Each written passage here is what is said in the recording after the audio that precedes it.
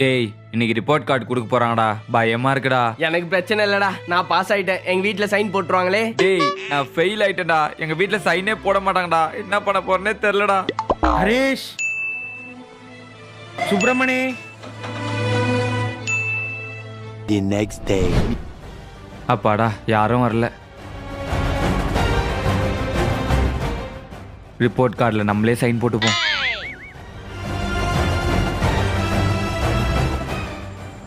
ஏய் report card sign வாங்கிட்டியாடா? வாங்கிட்டேன்டா. நீ? எப்படியோ வாங்கிட்டேன்டா. எல்லாரும் ரிப்போர்ட் கார்டு சைன் வாங்கிட்டீங்களா? எடுத்துருவாங்க.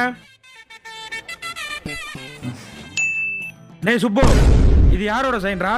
மிஸ் இது எங்க அப்பாவோட சைன் மிஸ். அப்பாவோட சைனா? உங்க அப்பா பேர் என்ன?